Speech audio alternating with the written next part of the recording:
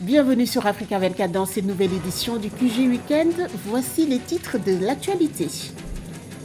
Au Sénégal, le Premier ministre Amadou Ba est désormais le candidat de la coalition présidentielle Benno Bokk Yakaar. Il a été désigné par le président Macky Sall pour les élections présidentielles de février 2024. Vous aurez plus de détails sur cette désignation dans ce journal. La Namibie ambitionne de développer l'industrie de l'hydrogène vert grâce aux ressources solaires et éoliennes qu'englobe le pays. Son objectif est de stimuler la croissance économique nationale d'ici 2030. Et puis, le Maroc a été frappé par un puissant séisme dans la nuit de vendredi à samedi. Selon le ministère de l'Intérieur, plus de 2000 personnes ont perdu la vie et 672 blessés ont été enregistrés, un bilan qui risque de s'alourdir. Au Sénégal, l'actuel Premier ministre Amadou Ba est candidat à la présidentielle de février 2024. Il va défendre les couleurs de la coalition Benno Bokk Yakaar. Il a été désigné ce samedi 9 septembre par le président Macky Sall qui a renoncé au mois de juillet dernier à briguer un troisième mandat. Le nouveau leader de la coalition a désormais moins de 6 mois pour convaincre l'électorat sénégalais afin d'occuper la plus haute magistrature du pays. Plus de précisions dans ce sujet de Nathalie Mo. C'est dans cet esprit que nous avons retenu. Dans le cadre d'une réunion du directoire de la majorité présidentielle, le président... C'est dans cet esprit que nous avons retenu. Dans le cadre d'une réunion du directoire de la majorité présidentielle, le président de la République du Sénégal, Macky Sall, a porté son choix sur le Premier ministre Amadou Ba pour représenter la coalition au pouvoir Benno Bokk Yakaar à la présidentielle de février 2024. À 64 ans, le chef du gouvernement sénégalais a forgé sa stature politique depuis son entrée dans l'exécutif au poste de ministre de l'économie et des finances en 2013 et ministre des Affaires étrangères entre 2019 et 2020. Un choix qui, selon le président Macky Sall, se veut celui de l'unité pour relever tous les défis du Sénégal et particulièrement celui de la jeunesse. Nous allons poursuivre à construire ce discours de l'unité et nous allons continuer les efforts de développement et de protection sociale des populations, mais surtout nous occuper davantage et plus de la jeunesse. Nous avons fait beaucoup de choses, mais vous savez, le défi majeur de l'Afrique, c'est sa jeunesse. Le Premier ministre Amadou Ba a été plébiscité par le parti Benno Bokk Yakaar pour ses qualités de rassembleur qui vont au-delà du parti présidentiel, a argumenté l'ancien président de l'Assemblée nationale Moustapha Niasse. La coalition au pouvoir espère inscrire dans la pérennité l'exécution du plan Sénégal émergent lancé par le président Macky Sall, une stratégie décennale sur la période 2014-2023 dans lequel le Premier ministre a joué un rôle essentiel et bénéficie d'une parfaite maîtrise. Notre décision a été également motivée par les qualités d'humilité, d'écoute pour diriger, pour rassembler dans Benno et au-delà de Benno, ici et dans la diaspora. M. Amadou Ba pourrait être un leader rassembleur au sein de son parti, de la coalition et au-delà. Il connaît également très bien le plan Sénégal émergent pour assurer la poursuite des politiques économiques, sociales et environnementales du PSE. Amadou Ba, réputé pour son leadership et son autorité naturelle d'homme d'État, doit désormais présenter au suffrage des électeurs sénégalais en février 2024 une vision d'avenir pour un pays qui affiche une croissance de 5% en 2022 avec une meilleure perspective à l'horizon 2025. Aly Ngouille Ndiaye, ministre de l'Agriculture, de l'Équipement rural et de la Souveraineté alimentaire, a donné sa démission, une démission qui intervient après la désignation d'Amadou Ba comme candidat de la coalition Benno Bokk Yakaar à la présidentielle de 2024 par le président Macky Sall. Aly Ngouille Ndiaye convoitait la tête de la coalition avec des ambitions de se présenter à la présidentielle de 2024. Il dit, je cite, « Il est désormais temps pour moi de passer à de nouvelles opportunités et de relever de nouveaux défis. » Dans le reste de l'actualité, en Égypte, le président Abdel Fattah al-Sisi a souligné l'importance de la réduction de la croissance démographique pour accélérer le processus de développement économique de son pays. Lors de la première édition du Congrès mondial sur la population, la santé et le développement qui s'est tenu le mardi 5 septembre dernier au Caire. À noter que l'Égypte est le 3e pays le plus peuplé du continent africain, derrière le Nigeria et l'Éthiopie. Un sujet de Marcel Kouassi. En Égypte, la croissance démographique galopante ralentit considérablement le développement du pays, avec une population actuelle estimée à plus de 110 millions d'habitants. 10 000 milliards de livres égyptiennes ont été investis ces dernières années en infrastructures pour contenir la surpopulation selon les autorités du pays. Pour le président Abdel Fattah al-Sisi, la réduction de la croissance démographique du pays de 2 millions à 400 000 personnes par an pourrait résoudre ce déséquilibre. La décroissance démographique est une ambition politique que veut se donner l'Égypte pour répondre aux multiples exigences sociales, économiques auxquelles le pays peine à faire face depuis de nombreuses années. Cette politique, à notre avis, aura un double impact. D'une part, elle permettrait de redéfinir des politiques sociales ambitieuses, capables de permettre à chaque Égyptien de se réaliser dans de meilleures conditions. D'autre part, à partir des gains économiques issus de ces politiques, cela permettrait à assurer aux Égyptiens un avenir certain.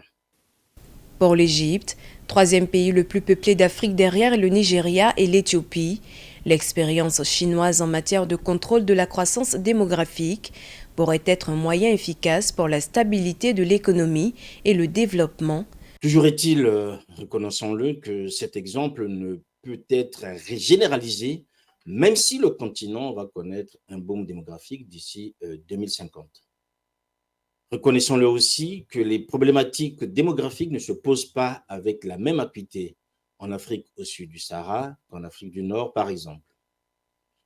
Toujours est-il que face aux défis climatiques et aux difficultés d'accès à certaines ressources, tous les pays africains devraient réfléchir pour mettre en place des politiques afin d'avoir la maîtrise de leur croissance démographique.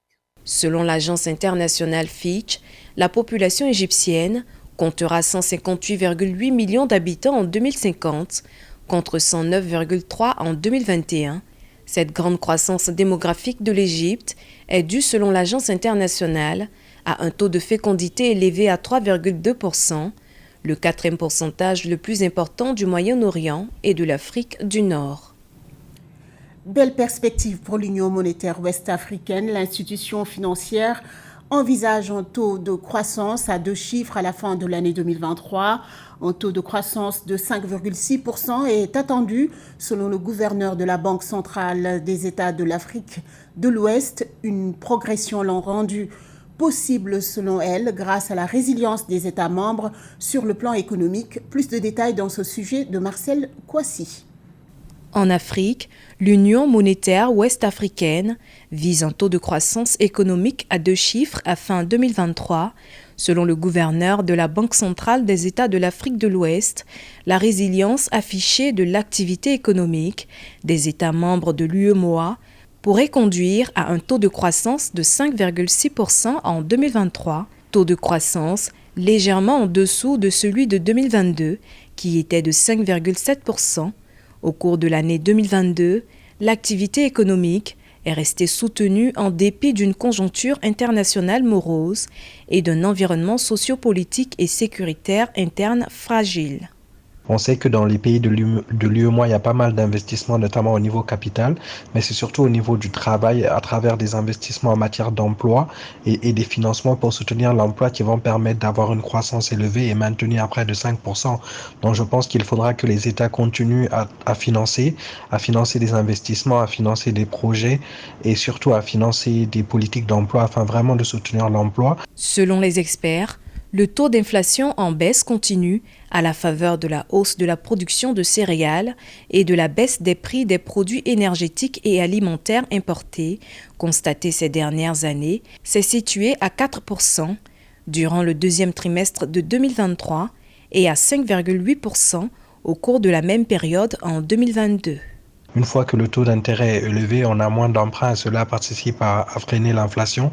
Et le second élément, c'est la relation d'offre et demande. On a vu qu'au sein de l'UEMOA, il y a une surproduction aujourd'hui au niveau céréalier. Donc cela crée une offre qui est supérieure à la demande. Et en général, quand il y a plus d'offres que de demandes, la loi de l'offre dit que les prix baissent. Donc bien évidemment, je pense que c'est ces deux facteurs qui expliquent que l'inflation a ralenti, même si encore une fois, le pouvoir d'achat des populations doit aussi augmenter. À noter qu'en 2022, l'activité économique dans la zone UEMOA est restée soutenue en dépit d'une conjoncture internationale morose et d'un environnement sociopolitique et sécuritaire interne fragile, notamment les effets du conflit russo-ukrainien, le renchérissement généralisé des prix des produits énergétiques et alimentaires, couplé à la hausse du cours du dollar américain.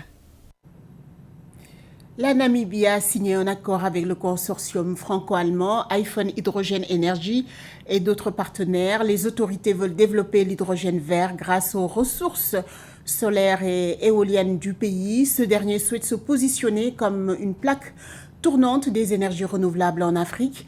À cet effet, ce projet de production d'hydrogène vert pourrait stimuler la croissance de l'économie de ce pays de 2,6 millions d'habitants, un sujet de Cheikh Oumar Kamara.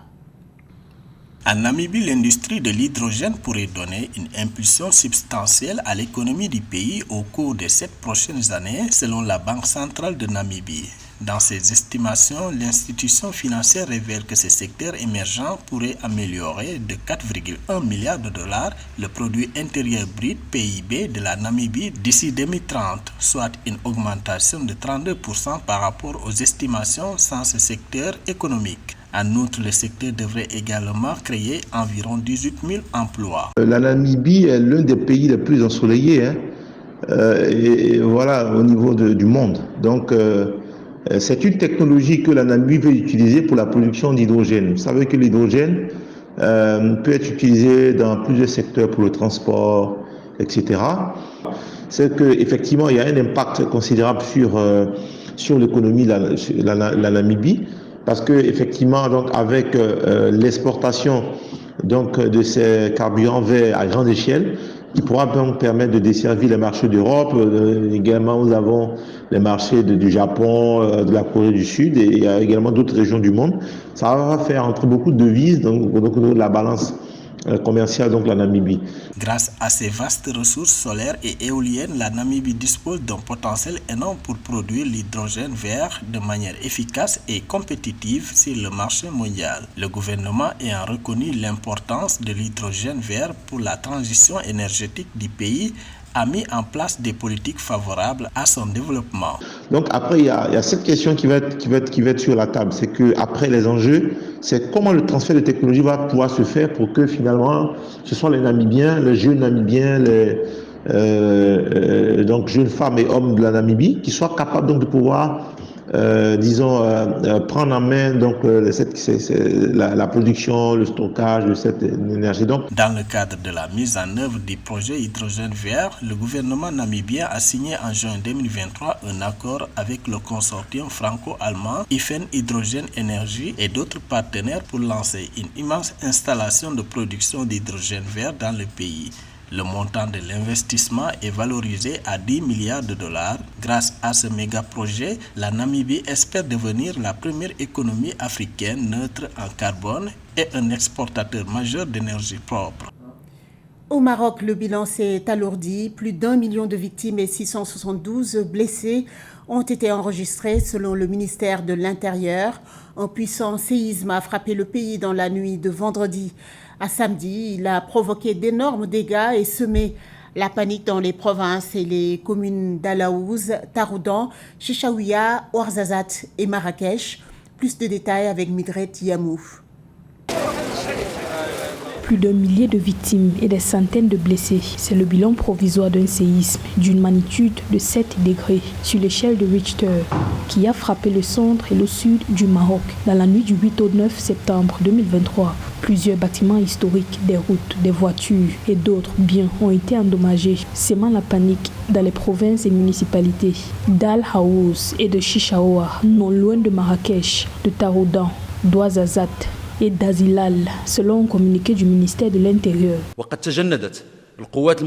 Les gardes royales, les forces de défense et de sécurité intérieure et le personnel soignant sont à pied d'œuvre pour porter secours aux blessés et évacuer les cas de décès. Tous les blessés sur le terrain sont pris en charge pour les premiers soins au fur et à mesure que les opérations continuent. Le séisme ayant pour épicentre la province d'Al Haouz, au sud-ouest de Marrakech, aurait également été ressenti dans la capitale Rabat, ainsi qu'à Casablanca, Agadir et Essaouira. Des centaines de personnes ont quitté leur domicile et ont afflué vers d'autres localités pour se prémunir contre les répliques.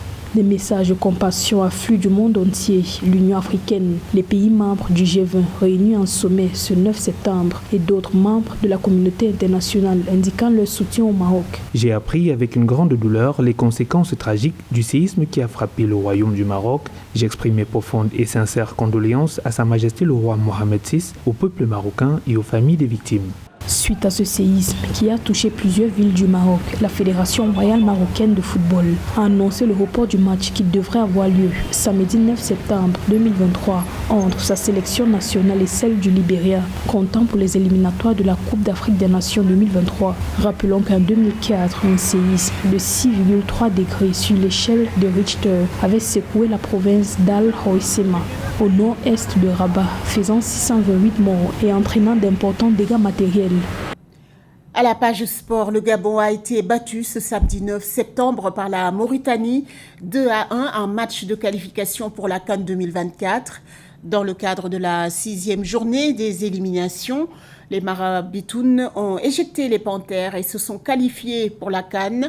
La République démocratique du Congo s'est qualifiée également après sa victoire contre le Soudan 2-0. L'équipe gabonaise sort ainsi définitivement du jeu. Il ne participera pas à la Coupe d'Afrique des Nations prévue en janvier prochain en Côte d'Ivoire.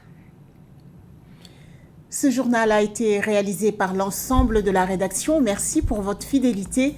Dans un instant, une nouvelle édition de l'information sur Africa 24.